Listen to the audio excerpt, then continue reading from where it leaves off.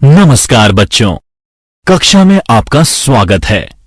इस अध्याय में हम input device, output device, computer memory और कंप्यूटर के वर्गीकरण के बारे में जानेंगे। अब हम एक एक करके एक कंप्यूटर सिस्टम के सभी घटकों के बारे में जानेंगे। इनपुट डिवाइस के साथ शुरुआत करते हैं। सबसे अधिक इस्तेमाल किए जाने वाले इनपुट डिवाइस हैं कीबोर्ड, पॉइंटिंग उपकरण, स्कैनर और ऑडियो उपकरण जैसे माइक्रोफोन। इससे पहले कि हम इसके बारे में जानना शुरू करें, आइए रमेश और सुरेश के बीच की ये बातचीत सुन लें।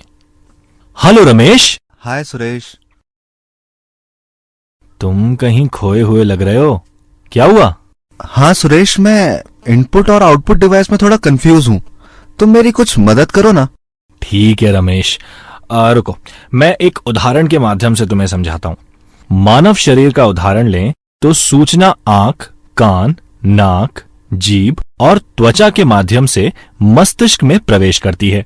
इसी प्रकार एक कंप्यूटर में इनपुट डिवाइस जैसे कीबोर्ड, माउस आदि के माध्यम से जानकारी प्रवेश करती है। तो मान लो अगर मैं टीवी देख रहा हूँ तो उस केस में रिमोट कंट्रोल और उसके बटन इनपुट डिवाइस होने चाहिए। बिल्कुल सही कहा। इसके अलावा मॉनिटर और स्पीकर आउटपुट डिवाइस हैं, जिसके माध्यम से हम एक कंप्यूटर या टीवी से जानकारी प्राप्त कर सकते हैं। प्रिंटर भी एक आउटपुट डिवाइस है, क्योंकि ये आपको प्रिंट आउटपुट देता है।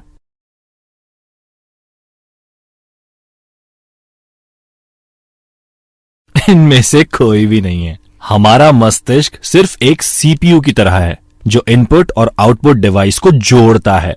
कल्पना करो, अगर तुम सीपीयू से कीबोर्ड या प्रिंटर अलग कर दो तो क्या कीबोर्ड से कंप्यूटर को इनपुट दे सकोगे? क्या तब भी तुम्हें कंप्यूटर से प्रिंट आउट मिलेगा? नहीं, मुझे नहीं लगता। बिल्कुल सही। सभी इनपुट और आउटपुट डिवाइस का सीपीयू से जुड़ा होना जरूरी है, जो उन्हें नियंत्रित करता है। इनपुट डिवाइस के द्वारा दी गई जानकारी को प्रोसेस करता है और आउटपुट डिवाइस को परिणाम भेजता है।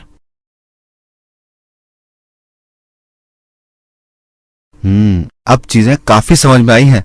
शुक्रिया दोस्त। आइए अब कीबोर्ड के बारे में जानते हैं। कीबोर्ड सबसे अधिक इस्तेमाल किए जाने वाला इनपुट डिवाइस है। ये एक टाइपराइटर जैसा उपकरण है, जो अक्षर, अंक और कमांड टाइप करने के लिए प्रयोग में लिया जाता है। इसमें स्विच की एक मैट्रिक्स यानी एक स्विच में कुंजी होती है। प्रत्येक दबाई गई कुंजी सीपीयू को एक डिजिटल कोड भेजती है, जो ये पता करता है कि कौन सी की दबाई गई है। कंप्यूटर डिजिटल कोड को डिकोड कर दबाई गई कुंजी का निर्धारण करते हैं। अब हम कीबोर्ड लेआउट के बारे में सीखते हैं। आप अलग अलग कीज के बारे में जानने के साथ साथ इसे अपने कंप्यूटर पर दबाकर प्रत्येक की के वास्तविक कार्य को समझ सकते हैं और देख सकते हैं कि वह की दबाने पर कंप्यूटर में क्या होता है।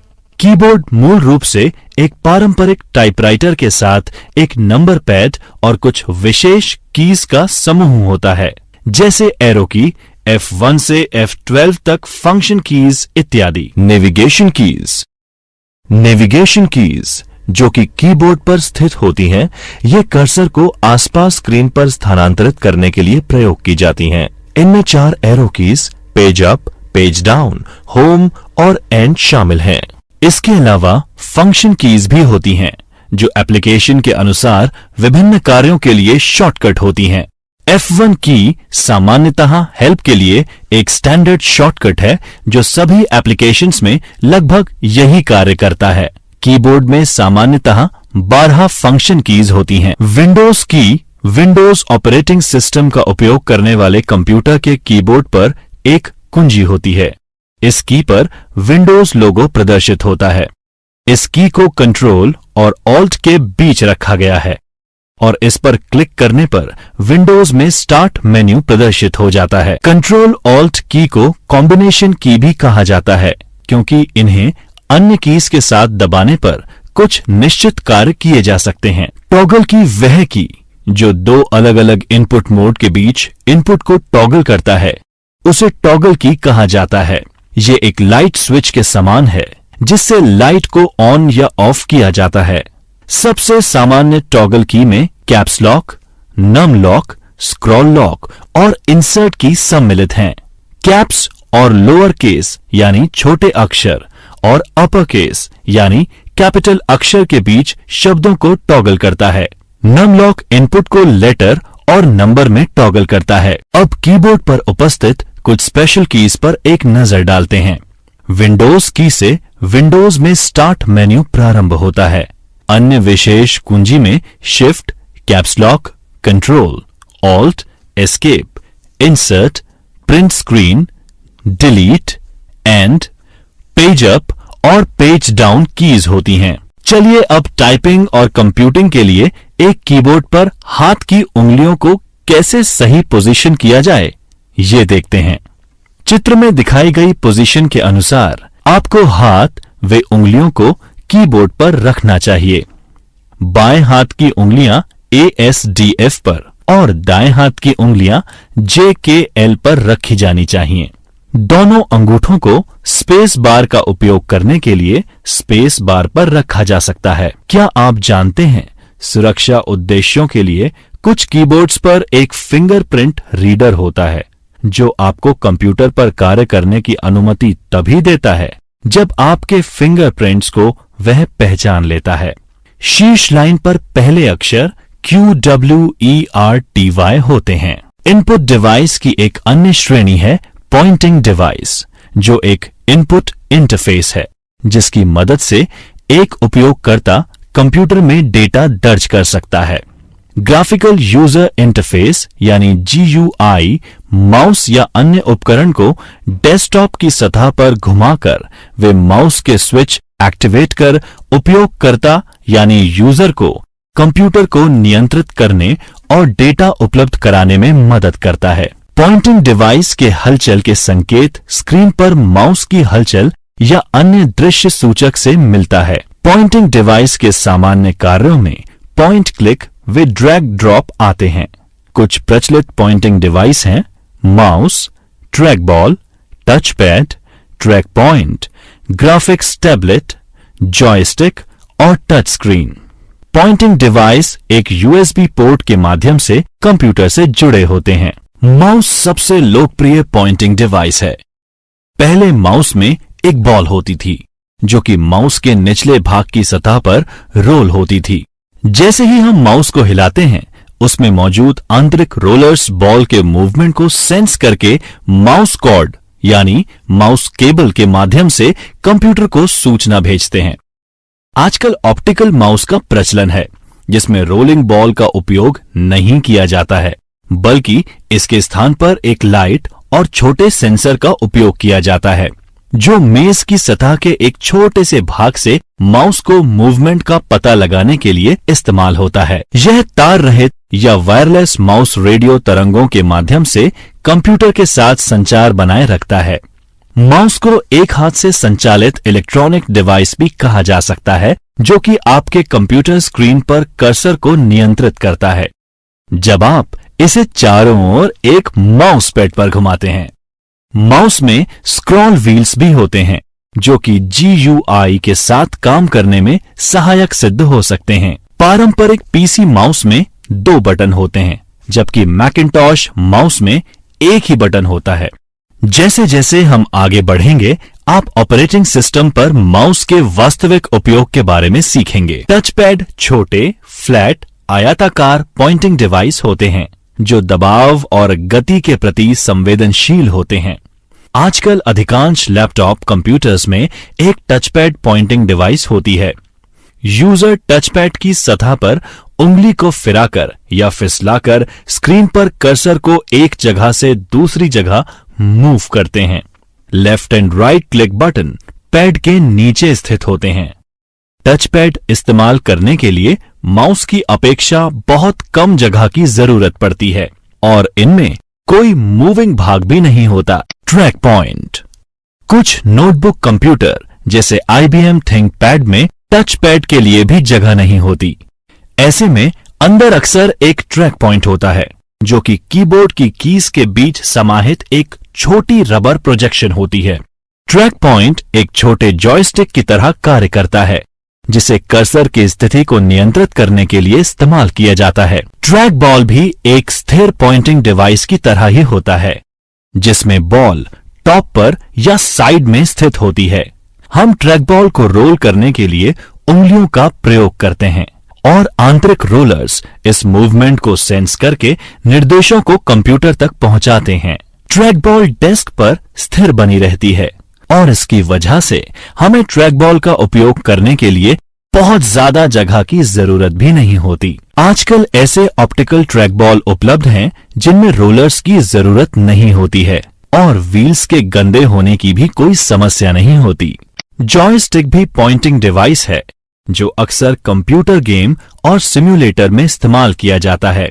जॉयस्टिक्स और खेल नियंत्रकों के विभिन्न प्रकार बाजार में उपलब्ध हैं। Graphics tablet, digitizer, digital drawing tablet, pen tablet, digital art board एक कंप्यूटर इनपुट डिवाइस हैं जो कि एक विशेष कलम की तरह दिखने वाले स्टाइल्स के साथ हाथ से चित्र, एनिमेशन और ग्राफिक्स बनाने के लिए एक उपयोगकर्ता को सक्षम बनाता है। ये एक व्यक्ति द्वारा पेंसिल और कागज के साथ चित्र बनाने के समान है। इन टैबलेट्स को डेटा या हस्तलिखित हस्ताक्षर कैप्चर करने के लिए भी इस्तेमाल किया जा सकता है। ये एक कागज के टुकड़े से चित्र का पता लगाने के लिए भी इस्तेमाल किया जा सकता है। लीनियर पॉलीलाइंस या आकृतियों के कोने को दर्ज करके डेटा को कैप्चर करने को डिजिटाइजिंग कहा जाता है।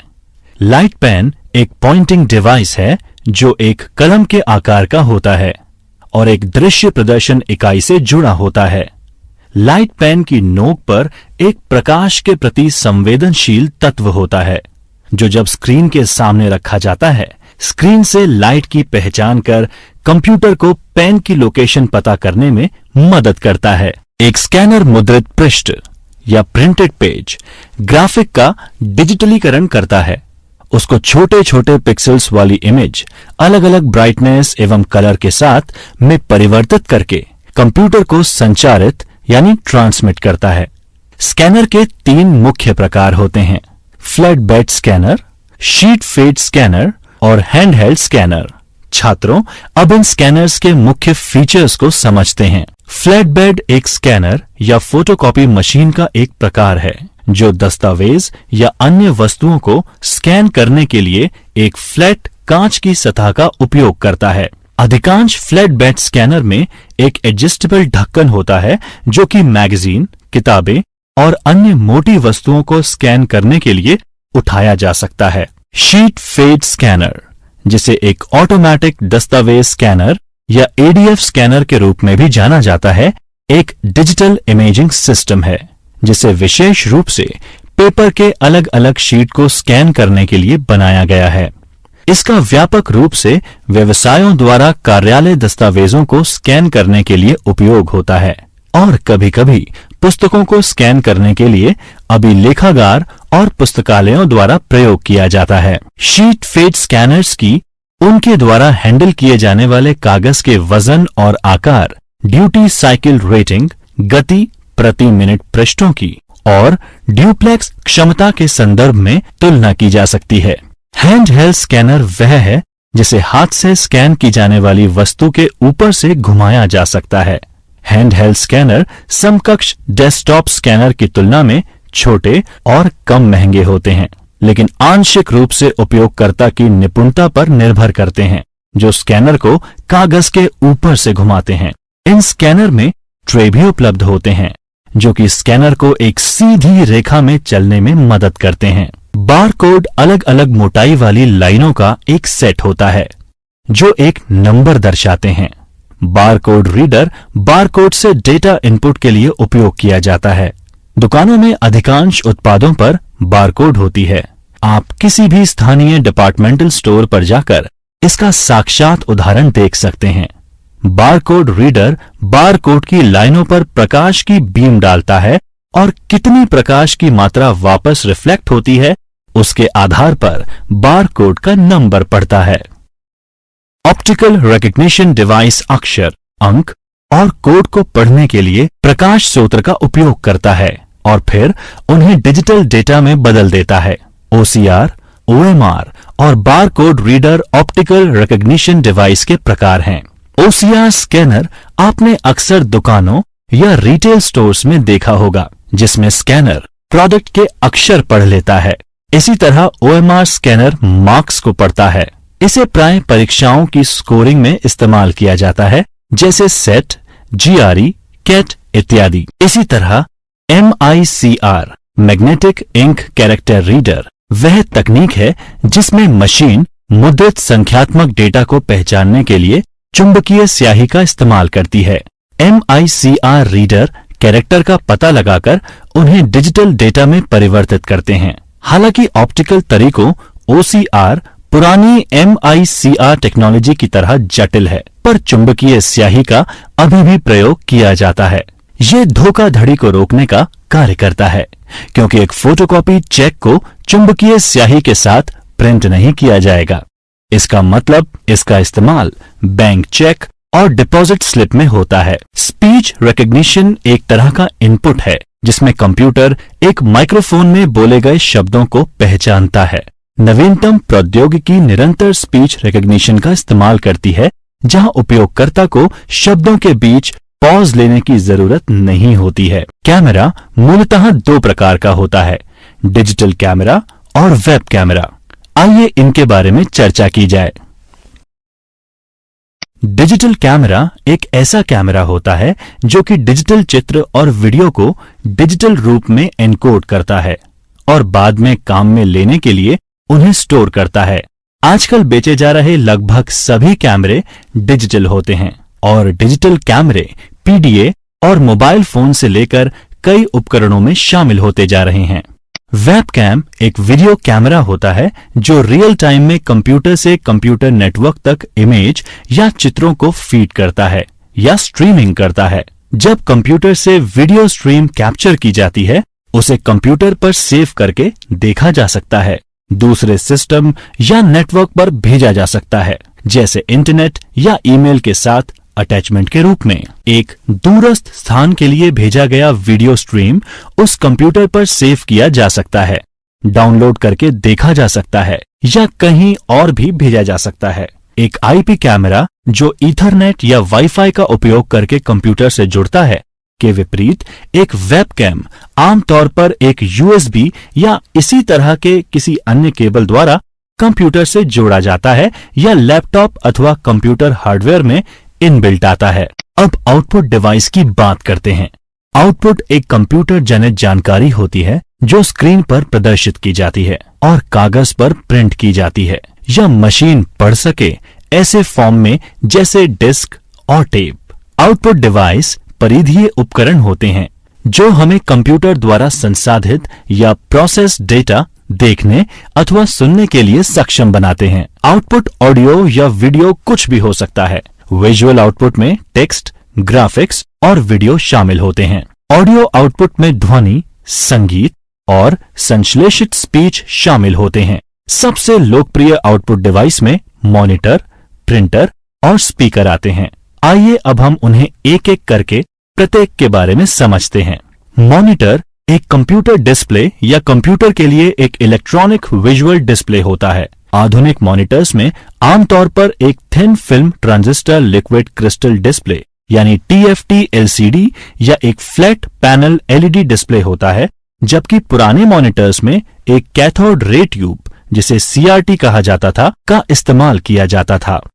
मॉनिटर को VGA, DVI, HDMI, display port, Thunderbolt, LDVS यानी लो वोल्टेज डिफरेंशियल सिग्नलिंग के माध्यम से या अन्य प्रोप्राइटरी कनेक्टर्स और सिग्नल से कंप्यूटर से जोड़ा जा सकता है। मॉनिटर के बारे में बात करते हैं।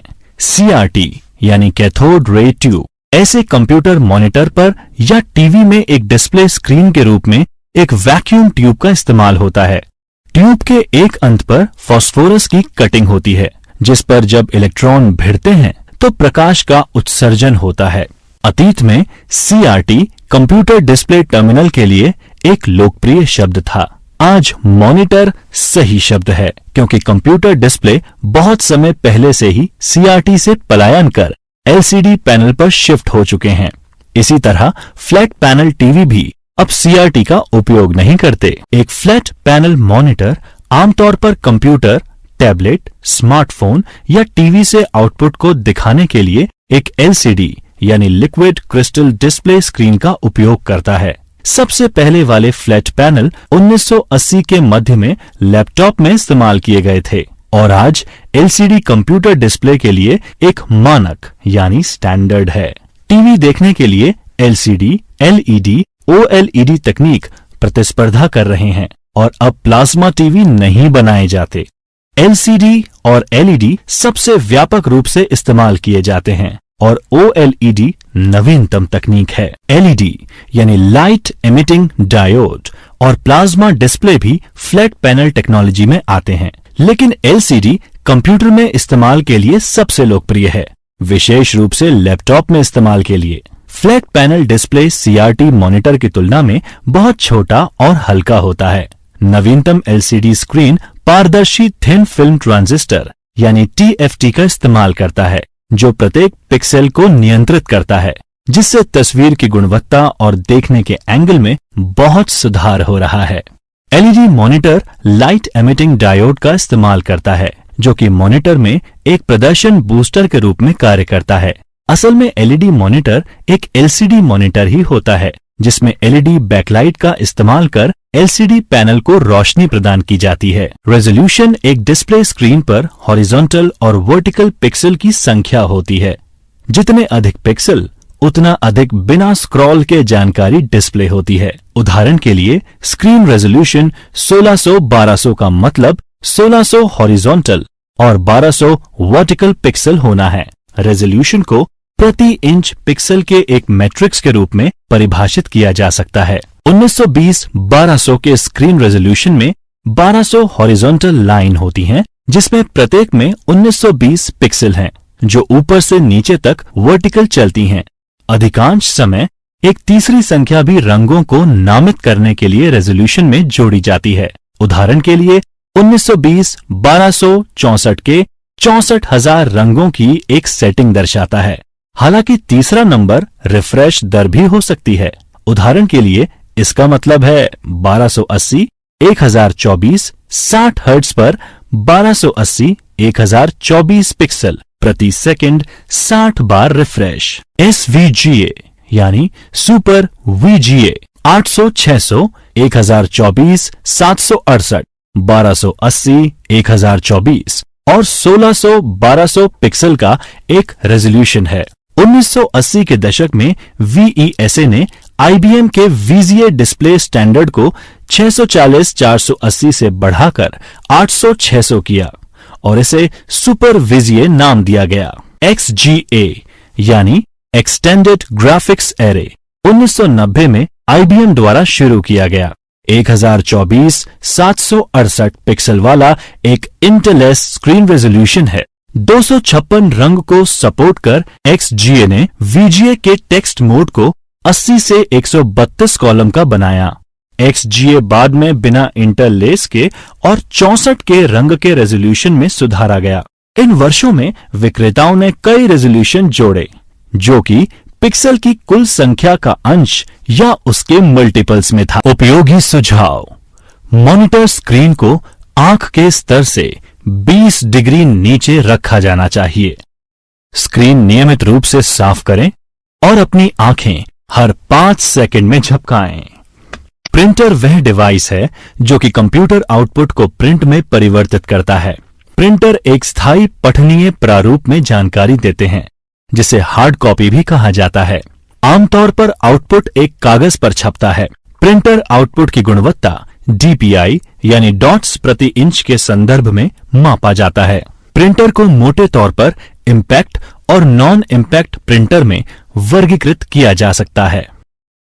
इम्पैक्ट प्रिंटर वह प्रिंटर है जो ऐसा प्रिंटिंग तरीका इस्तेमाल करता है जिसमें वह कैरेक्टर की छवि या चित्र को रिबन में और कागज पर स्ट्रोक के माध्यम से प्रिंट करता है। इम्पैक्ट प्रिंटर 2 प्रकार के होते हैं, कैरेक्टर प्रिंटर और लाइन प्रिंटर। सबसे लोकप्रिय उदाहरण डॉट मैट्रिक्स और डेजी व्हील प्रिंटर हैं। कैरेक्टर प्रिंटर आमतौर पर एक समय में एक कैरेक्टर को प्रिंट करते हैं।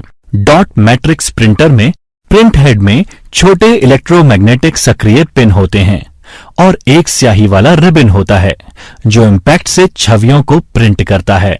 यह प्रिंटर काफी शोर करते हैं और अपेक्षाकृत धीमी गति से कार्य करते हैं। ये बड़े बिजनेस कारोबार में इस्तेमाल होते हैं, जहां लगातार 80 कॉलम और 132 कॉलम की स्टेशनरी पर प्रिंटिंग होती रहती है। उदाहरण के लिए 9 pin head draft quality text बनाते हैं, जबकि 24 पिन हेड टाइपराइटर की गुणवत्ता का आउटपुट निकालते हैं। गति 200 से 400 कैरेक्टर प्रति सेकंड यानी सीपीएस तक होती है, जो लगभग 90 से 180 लाइनें प्रति मिनट यानी एलपीएम होता है। दूसरी ओर लाइन मैट्रिक्स प्रिंटर एक समय में एक पूरी लाइन प्रिंट करते हैं। परंपरागत रूप से लाइन प्रिंटर चॉन प्रिंटर और ड्रम प्रिंटर के रूप में होते थे। प्रिंटर के ये प्रकार एक प्रिंट हेड का इस्तेमाल करते हैं, जिसमें पिन होती है जो इलेक्ट्रोमैग्नेटिक तंत्र द्वारा प्रिंटर हेड और पेपर के बीच रखे रिबन पर स्ट्राइक करती है, जहां आउटपुट प्रिंट होता है। उनकी गति प्रिंटिंग प्रॉपर्टीज के प्रकार पर निर्भर करती है और प्रति मिनट 200 से 2000 लाइनों तक होती है। प्रिंटर की एक अन्य श्रेणी नॉन इम्पैक्ट प्रिंटर है, जिसमें कागज पर एक रिबन पीटने के बिना ही प्रिंट होता है। लेजर, एलईडी, इंकजेट, ठोस स्याही, थर्मल वैक्स हस्तांतरण और dye sublimation printer non impact printer का उदाहरण है। नॉन इम्पैक्ट प्रिंटर आमतौर पर इम्पैक्ट प्रिंटर से तेज कार्य करते हैं और बहुत कम आवाज करते हैं। लोकप्रिय नॉन इम्पैक्ट प्रिंटर में inkjet printer, laser printer, thermal printer और प्लॉटर हैं। Low end inkjet 3 ink colour cyan, magenta और पीले का उपयोग करते हैं, लेकिन एक काले रंग का कंपोजिट निकालते हैं जो कि अक्सर गंदा होता है। 4 रंग वाले इंकजेट CMYK शुद्ध काले रंग की प्रिंटिंग के लिए काली स्याही का उपयोग करते हैं।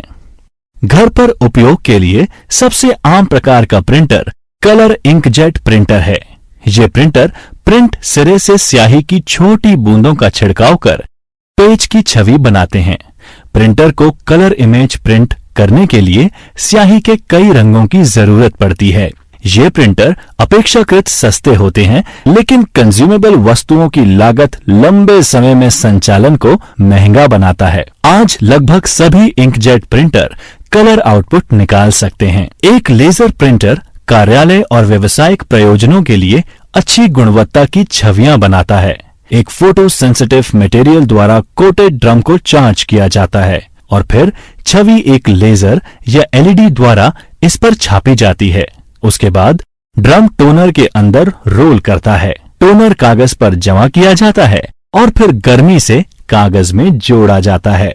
अधिकांश लेजर प्रिंटर मोनोक्रोम यानी केवल एक रंग काला होते हैं, लेकिन महंगे लेजर प्रिंटर जिसमें कई रंग के टोनर कार्ट्रिज होते हैं मल्टी कलर आउटपुट प्रिंट कर सकते हैं। ये प्रिंटर इंकजेट प्रिंटर से अधिक तेजी से कार्य करते हैं। उनकी गति पेज प्रति मिनट यानी पीपीएम में मापी जाती है। डायरेक्ट थर्मल प्रिंटर एक मध्यम से कम रेजोल्यूशन वाला प्रिंटर होता है, जिसमें कोटेड पेपर इस्तेमाल होता है, जो गर्मी लगने पर डार्क हो जाता है।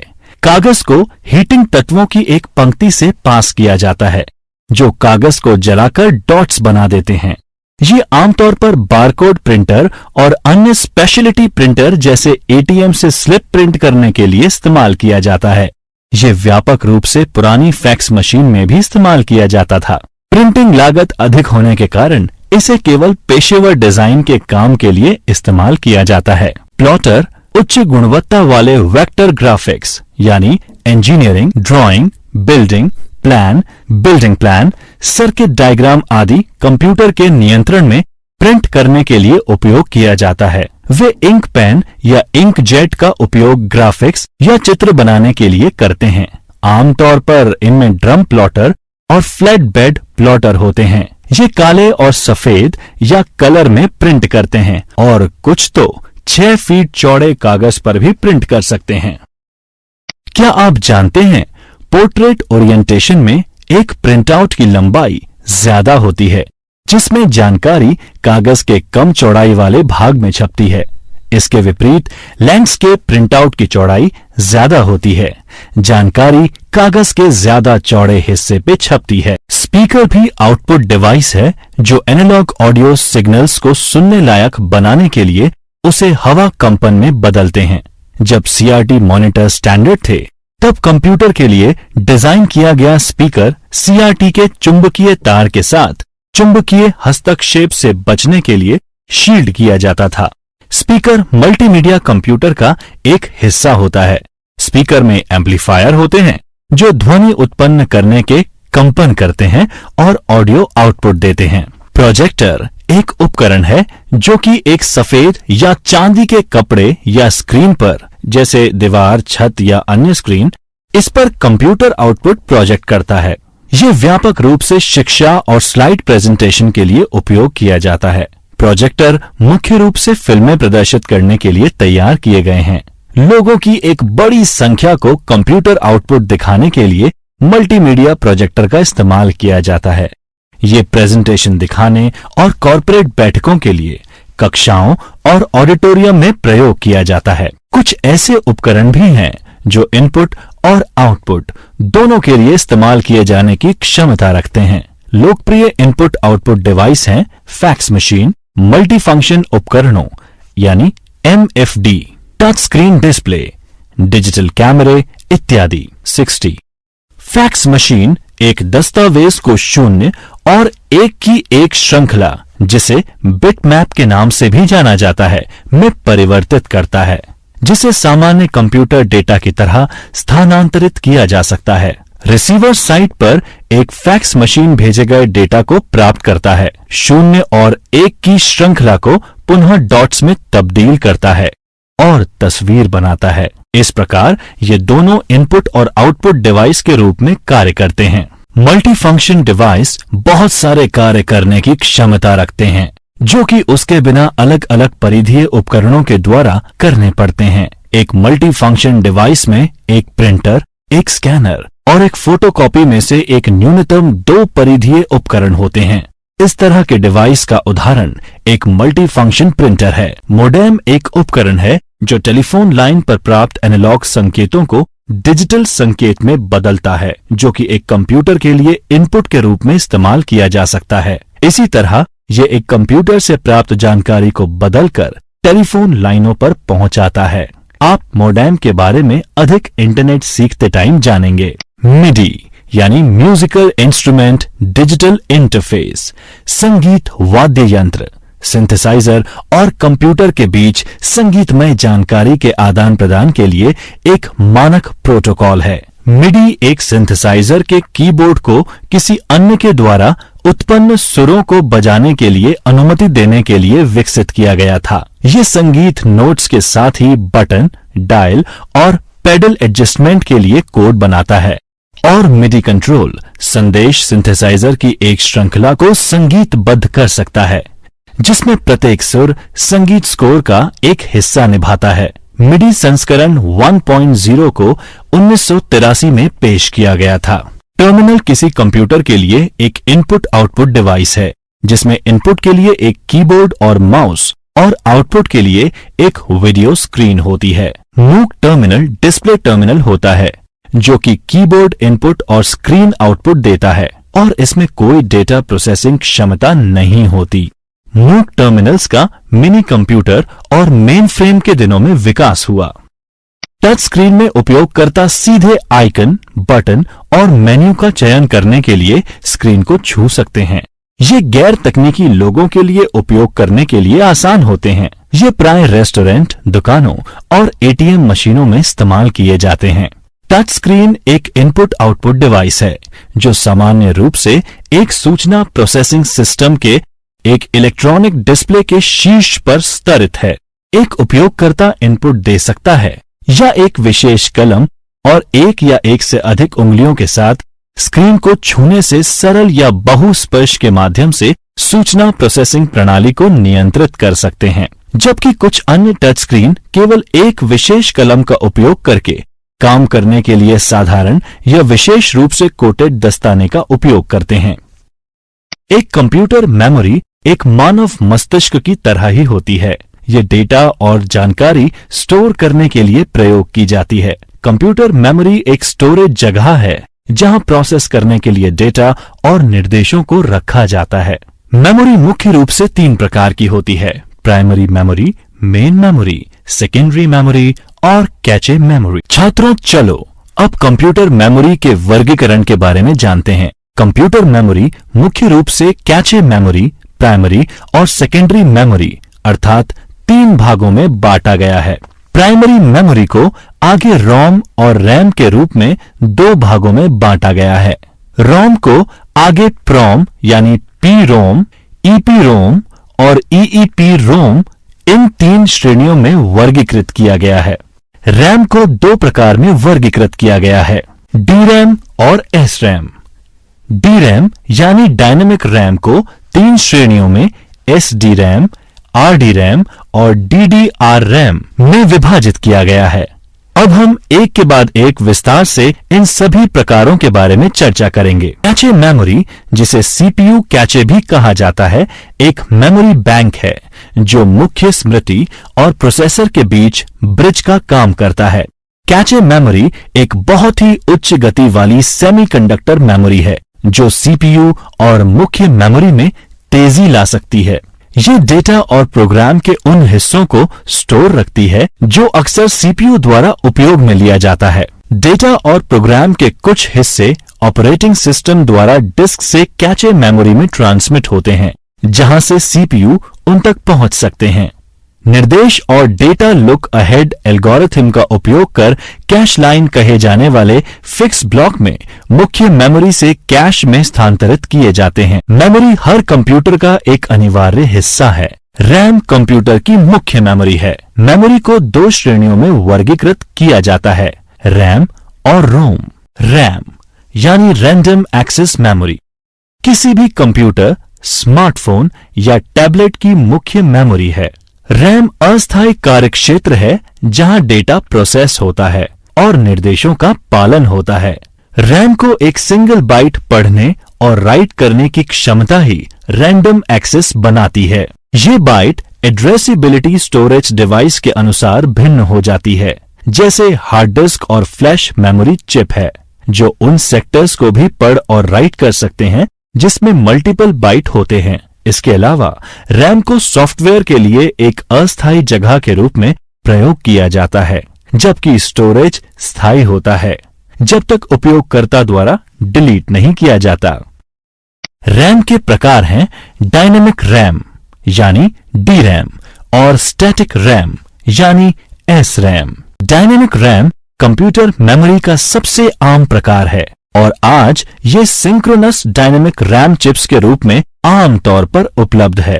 अधिकांश वॉलेटाइल मेमोरी डायनेमिक रैम है क्योंकि ये प्रत्येक बिट के लिए केवल एक ट्रांजिस्टर और एक स्टोरेज कैपेसिटर का उपयोग करता है।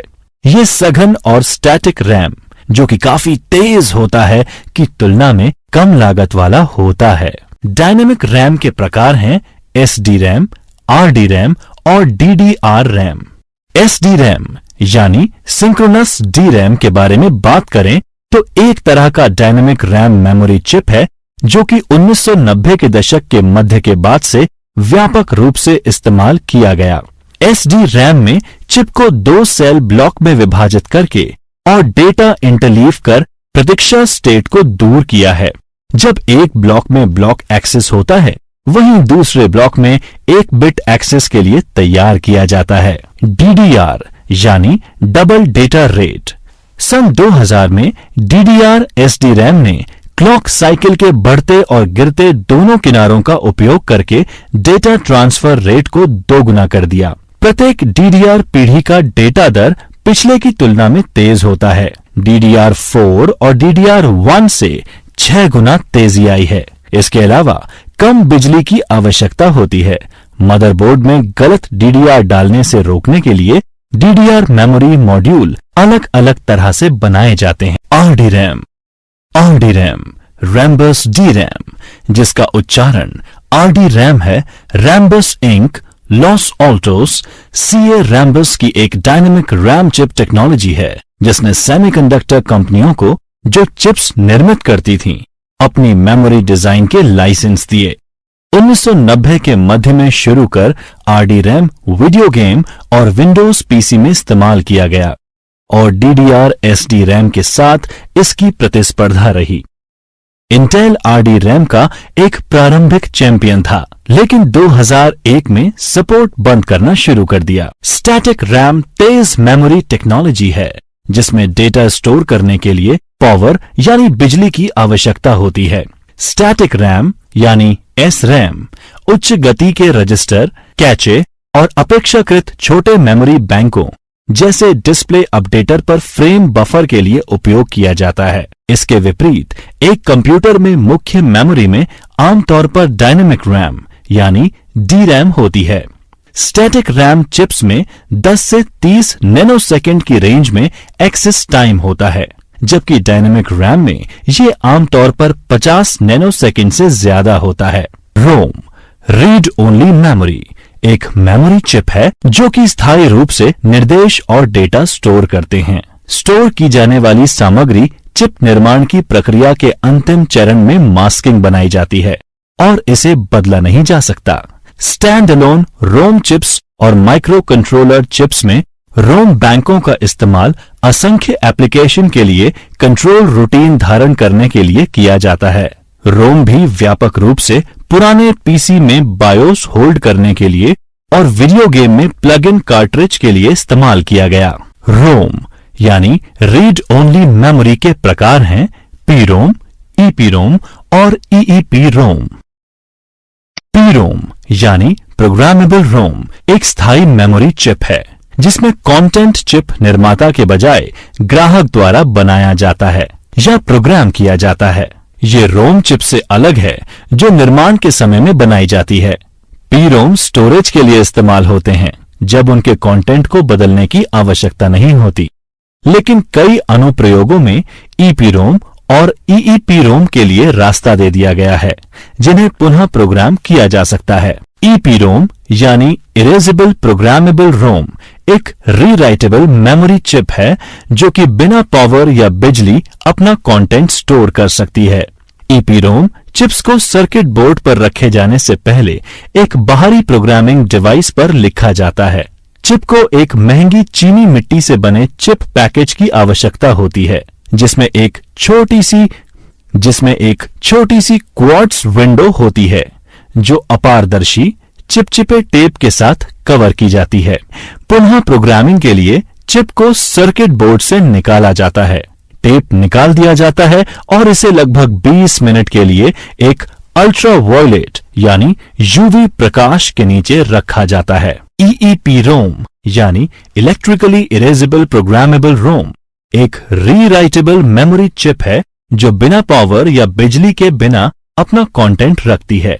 ईईपी रोम राइट स्तर पर बिट या बाइट एड्रेसेबल होते हैं, जिसका मतलब है फिर से डेटा राइट करने से पहले बिट या बाइट को मिटाना जरूरी होता है।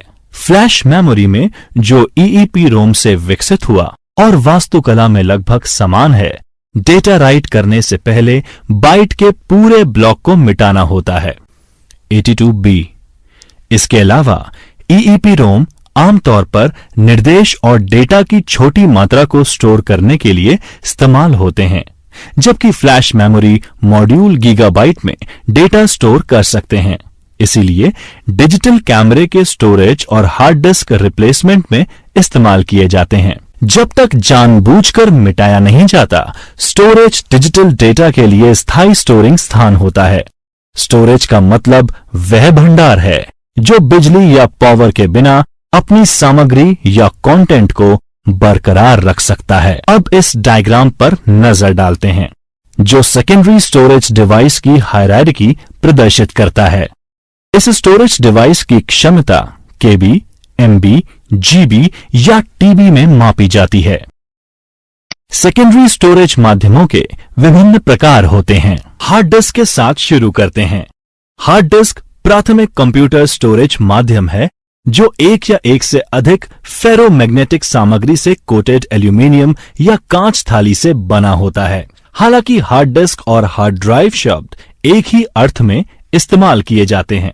तकनीकी तौर पर डिस्क ड्राइव के अंदर घूमती है, सभी कंप्यूटर्स में स्टोरेज के लिए एक आंतरिक हार्ड डिस्क होती है और बाहरी हार्ड डिस्क एक यूएसबी, फायरवायर या अतिरिक्त स्टोरेज के लिए eSATA पोर्ट के माध्यम से कंप्यूटर से जोड़े जा सकते हैं। धीरे धीरे लेकिन निश्चित तौर पर हार्ड डिस्क गैर यांत्रिक ड्राइव की जगह लेते जा रहे हैं। सेक्टर डेटा की सबसे छोटी इकाई है जो कि एक स्टोरेज ड्राइव पर और स्टोरेज ड्राइव से लिखा और पढ़ा जाता है। प्रारंभिक हार्ड डिस्क में सेक्टर के आकार 128 और 256 बाइट्स लंबे थे, लेकिन बाद में बढ़कर 512 हो गए। आखिरकार सेक्टरों में 4096 बाइट्स को उन्नत स्वरूप में बढ़ा दिया गया। सेक्टर इंटरलीव सेक्टरों को एक हार्ड डिस्क पर कैसे नंबर किया जाता है उसे कहा जाता है एक निम्न स्तर के फॉर्मेट से बनाया गया सही इंटरलीव ड्राइव की गति से निर्धारित होता है। सीडी यानी कॉम्पैक्ट डिस्क एक ऑप्टिकल डिजिटल ऑडियो डिस्क है जिसमें हाई-फाई स्टीरियो साउंड के 74 मिनट तक शामिल हो सकते हैं। 1983 में अमेरिका में शुरू की गई ये डिस्क एक प्लास्टिक की थाली की तरह होती है जिसमें एक तरफ डेटा राइट किया जा सकता है। इसमें किसी भी क्रम में गानों को बजाया जा सकता है। इसकी भंडारण क्षमता 650 MB से 700 MB तक होती है। सीडी को सीडी, CD-ROM, CDR, CDR-W और लगभग सभी डीवीडी ड्राइव में प्ले किया जा सकता है। कॉम्पैक्ट डिस्क के प्रकार हैं CD-ROM जिसे केवल जानकारी स्टोर करने के लिए इस्तेमाल किया जा सकता है। इनकी गति 48 से 75 तक होती है। CDR इस पर आप केवल एक बार हालांकि कई सत्रों में लिख सकते हैं। CDR-W इस पर आप कितनी भी बार डेटा लिख और पढ़ सकते हैं। डीवीडी एक स्टैंडर्ड डेफिनेशन यानी SD ऑप्टिकल डिस्क फॉर्मेट है। 1997 में अमेरिका में इसे शुरू किया गया और कंप्यूटर और फिल्म उद्योग द्वारा विकसित किया गया। डिस्क वही एक सीडी के आकार की ही होती है, लेकिन 700 MB की बजाय इसमें 4.7 GB तक डेटा स्टोर किया जा सकता है। सीडी की तरह डीवीडी में भी एक ही तरफ रिकॉर्ड किया जा सकता है। डीवीडी इसे पहले डिजिटल वीडियो डिस्क कहा जाता था, फिर डिजिटल वर्सेटाइल डिस्क और अंत में सिर्फ डीवीडी के नाम से जाना जाने लगा। अभ्यास में डीवीडी निम्न सभी डीवीडी प्रारूपों के लिए संदर्भित होता है। अधिकांश आधुनिक डीवीडी ड्राइव सभी सीडी और डीवीडीज प्रारूपों को पढ़ सकते हैं। डीवीडी रैम को छोड़कर जिसे अपनी खुद की ड्राइव की आवश्यकता होती है, ब्लू-रे डिस्क निकट भविष्य में मौजूदा डीवीडी की जगह लेने वाला है। ये डिस्क भी उच्च घनत्व डेटा स्टोर करने के लिए अतिरिक्त क्षमता के साथ एक लेजर बीम का उपयोग कर रिकॉर्डिंग करते हैं। ये 50 GB से 500 GB तक डेटा स्टोर करने की क्षमता रखते हैं। डीवीडी के प्रकार DVD-ROM यानी digital versatile disc read only memory. ये एक ऑप्टिकल डिस्क है जो 4.7 से 17 GB तक स्टोर कर सकते हैं।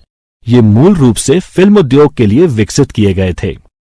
DVD-R इस पर केवल एक बार डेटा लिखा जा सकता है और उसके बाद लंबे समय तक पढ़ने के रूप में काम में लिया जा सकता है।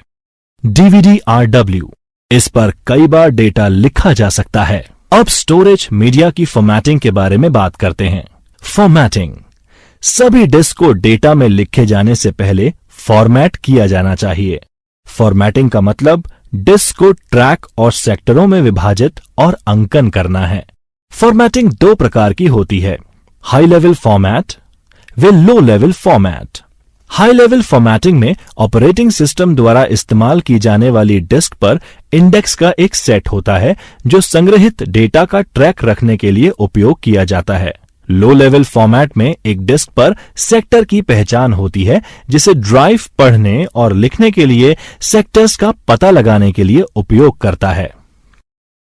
क्या आप जानते हैं स्टोरेज मीडिया की क्षमता उनके द्वारा होल्ड की जा सकने वाली बाइट की संख्या के आधार पर मापी जाती है। इन स्टोरेज डिवाइस की क्षमता केबी, एमबी, जीबी या टीबी में मापी जाती है।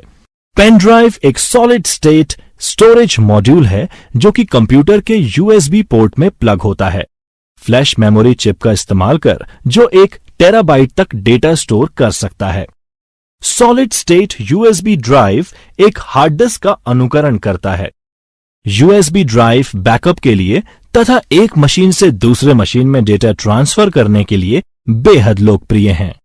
ये एक ऑपरेटिंग सिस्टम भी रख सकते हैं जिसका कंप्यूटर बूट करने के लिए इस्तेमाल किया जा सकता है। उनकी बढ़ती भंडारण क्षमता से ज्यादातर CD और DVD अब अप्रचलित होने लगे हैं। स्मार्ट मीडिया कार्ड एक क्रेडिट कार्ड या ID कार्ड है जिसमें एक चिप शामिल होता है। जब एक कार्ड रीडर यानी कॉन्टैक्ट कार्ड में इसे डाला जाता है, यह कॉन्टैक्ट लेस कार्ड रीडर के कुछ इंच दायरे में रखा जाता है। डेटा एक केंद्रीय कंप्यूटर पर स्थानांतरित कर दिया जाता है। इसे एक चिप कार्ड भी कहा जाता है। एक स्मार्ट क्रेडिट या डेबिट कार्ड एक चुंबकीय पट्टी वाले कार्ड की तुलना में अधिक सुरक्षित होते हैं क्योंकि ये प्रत्येक लेन देन में एक यूनिक कोड उत्पन्न करता है जो नकली कार्ड के साथ डुप्लीकेट बनाना असंभव है। स्मार्ट कार्ड को ऐसे भी प्रोग्राम किया जा सकता है कि गलत पासवर्ड कई बार प्रवेश करने पर खुद ही वह अपना पूरा डेटा डिलीट कर दे। एक वित्तीय लेन देन कार्ड के रूप में यह डिजिटल पैसे के साथ लोड किया जा सकता है। SD कार्ड दूसरी पीढ़ी के मल्टीमीडिया कार्ड हैं। इसमें डेटा को लॉक करने और प्रोटेक्ट करने की क्षमता होती है। इसके दो प्रकार होते हैं। मिनी SD कार्ड, इसे स्मार्टफोन में डेटा स्टोरेज के लिए प्रयोग किया जाता है। माइक्रो SD कार्ड, यह मिनी SD मेमोरी कार्ड की तुलना में छोटा होता है और मिनी SD के सभी फीचर इसमें होते हैं। आइए अब कंप्यूटर वर्गीकरण के बारे में चर्चा करते हैं। कंप्यूटर को कई पैरामीटर्स पर वर्गीकृत किया जा सकता है, जैसे डेटा प्रसंस्करण क्षमता यानी डेटा प्रोसेसिंग कैपेबिलिटीज, उद्देश्य, डेटा को संभालने की क्षमता, कार्य क्षमता, आकार, स्टोरेज क्षमता और परफॉर्मेंस इत्यादि। एनालॉग कंप्यूटर वह डिवाइस है जो वोल्टेज या फ्रीक्वेंसी जैसे बदलते सिग्नलों को प्रोसेस करती है। थर्मोमीटर एक सरल एनालॉग कंप्यूटर है। जैसे जैसे तापमान बदलता है, पारा तदनुसार चढ़ता जाता है। हालांकि इस विशेष प्रयोजन से जटिल एनालॉग कंप्यूटर का निर्माण किया जाता है, पर आज लगभग सभी कंप्यूटर डिजिटल होते हैं। डिजिटल कंप्यूटर की प्रोग्रामिंग में काफी फ्लेक्सिबिलिटी मिलती है। इनमें दोनों डिजिटल और एनालॉग कंप्यूटर के फीचर होते हैं। एक हाइब्रिड कंप्यूटर सिस्टम सेटअप जटिल सिमुलेशन प्रदर्शित करने का लागत प्रभावी तरीका प्रदान करता है। ये कंप्यूटर नियंत्रक के रूप में सेवा देते हैं और लॉजिकल ऑपरेशन प्रदान करते हैं। ये कंप्यूटर्स डिजिटल रूप में जानकारी के साथ कार्य करते हैं। इन कंप्यूटर्स में अधिक सटीकता होती है और ये तेज गति से कार्य करते हैं। ये गिनती कर कार्य करते हैं। इन कंप्यूटर्स को सभी सामान्य प्रयोजन अनुप्रयोगों के लिए इस्तेमाल किया जाता है और बहुत ज्यादा मात्रा के डेटा को प्रोसेस करने के लिए इस्तेमाल किया जाता है। मिनी कंप्यूटर्स प्राय छोटे व्यापार में उपयोग में लिए जाते हैं। हालांकि ये सुपर कंप्यूटर वे मेन फ्रेम कंप्यूटर्स के समान शक्तिशाली नहीं होते, लेकिन फिर भी ये शक्तिशाली मशीनों की गिनती में आते हैं। इनका उपयोग बड़ी या मध्यम वर्ग की कंपनीज और प्रोडक्शन हाउसेस करते हैं। ये कंप्यूटर्स एक सिंगल यूजर और मल्टी यूजर कॉन्सेप्ट का भी इस्तेमाल करते हैं। कुछ मिनी कंप्यूटर्स के उदाहरण हैं K202, टेक्सास इंस्ट्रूमेंट TI-990 और SDS-92। मेन फ्रेम कंप्यूटर्स का इस्तेमाल मुख्य रूप से बड़े संगठनों या कंपनियों द्वारा जरूरी एप्लीकेशंस के लिए किया जाता है, जैसे जनगणना, उद्योग और उपभोक्ता के आंकड़े, उद्यम संसाधन योजना और लेन देन प्रोसेसिंग इत्यादि। फ्रेम कंप्यूटर्स का इस्तेमाल मुख्य रूप से बड़े संगठनों या कंपनियों द्वारा जरूरी एप्लीकेशंस के लिए किया जाता है, जैसे जनगणना, उद्योग और उपभोक्ता के आंकड़े, उद्यम संसाधन योजना और लेन देन प्रोसेसिंग इत्यादि। सुपर कंप्यूटर आज उपलब्ध कंप्यूटर्स में सबसे तेज है। सुपर कंप्यूटर आमतौर पर पेट्रोलियम अन्वेषण और उत्पादन, संरचनात्मक विश्लेषण, कंप्यूटेशनल तरल गतिकी, भौतिकी और रसायन विज्ञान, इलेक्ट्रॉनिक डिजाइन, परमाणु ऊर्जा अनुसंधान और मौसम विज्ञान में सिमुलेशन के लिए उपयोग किया जाता है। सालों पहले एक सुपर कंप्यूटर से ही रियल टाइम एनिमेटेड ग्राफिक्स का प्रदर्शन हो सका था, लेकिन समय के साथ डेस्कटॉप कंप्यूटर में भी ये काम करने की क्षमता आ गई। परम भारत का पहला सुपर कंप्यूटर है। लैपटॉप एलसीडी स्क्रीन वाला एक पोर्टेबल कंप्यूटर है। ये मोबाइल कामकाज के लिए बैटरी का इस्तेमाल करता है, वे चार्ज और डेस्कटॉप उपयोग के लिए एसी पावर का उपयोग करता है। हाई एंड लैपटॉप में डेस्कटॉप कंप्यूटर की सभी क्षमता एवं गति होती हैं।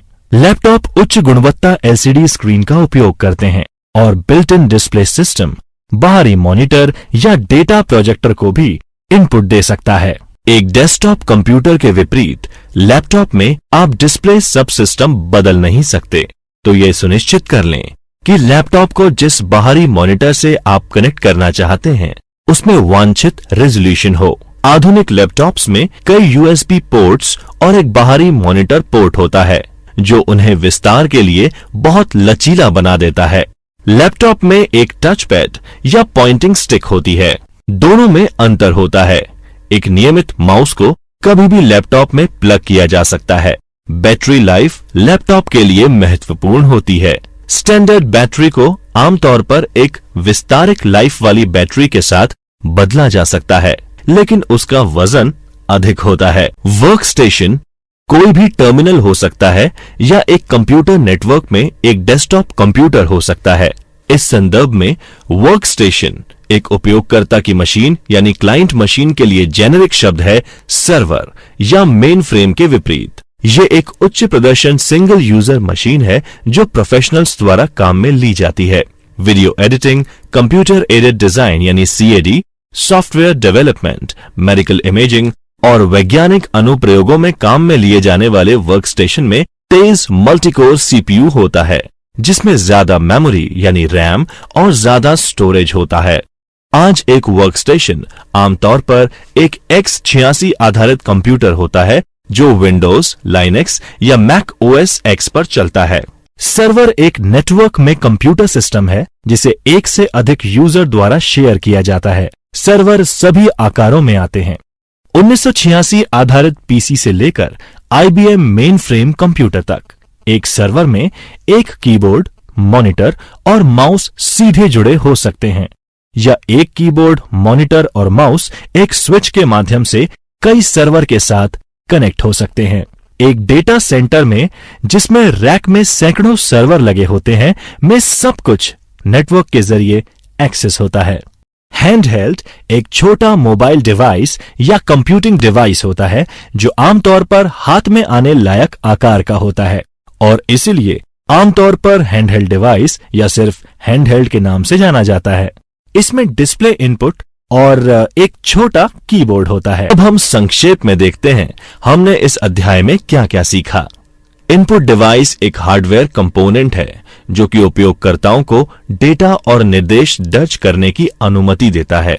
सबसे अधिक इस्तेमाल किए जाने वाला इनपुट डिवाइस है कीबोर्ड। पॉइंटिंग डिवाइस जैसे माउस, स्कैनर, इमेज कैप्चर करने वाले उपकरण और ऑडियो कैप्चर करने वाले आउटपुट डिवाइस वह परिधीय उपकरण है जो कि हमें कंप्यूटर द्वारा संसाधित या प्रोसेस डेटा देखने या सुनने के लिए सक्षम करते हैं। सबसे अधिक काम में लिए जाने वाले आउटपुट डिवाइस हैं मॉनिटर, प्रिंटर और स्पीकर।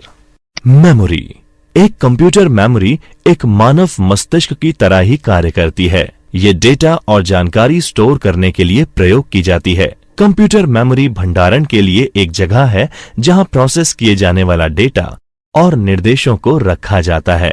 मेमोरी मुख्य रूप से 3 प्रकार की होती है: प्राइमरी मेमोरी, मुख्य मेमोरी और सेकेंडरी मेमोरी। स्टोरेज जब तक जानबूझकर मिटाया ना जाए, स्टोरेज डिजिटल डेटा स्टोर करने के लिए स्थायी जगह है। स्टोरेज मीडिया के विभिन्न प्रकार हैं: hard disk, optical disk, flash drive, चुंबकीय tape, cassette tape, punch card, floppy disk, चुंबकीय ड्रम और पेपर टेप। कंप्यूटर को मोटे तौर पर 2 तरह से वर्गीकृत किया जा सकता है। पहली ऑपरेटिंग सिद्धांतों के आधार पर है। इस आधार पर कंप्यूटर को एनालॉग कंप्यूटर, डिजिटल कंप्यूटर व हाइब्रिड कंप्यूटर में वर्गीकृत किया जा सकता है। आकार, भंडारण क्षमता और प्रदर्शन के आधार पर कंप्यूटर को mini computer, micro computer, main frame computer व सुपर कंप्यूटर में वर्गीकृत किया जा सकता है।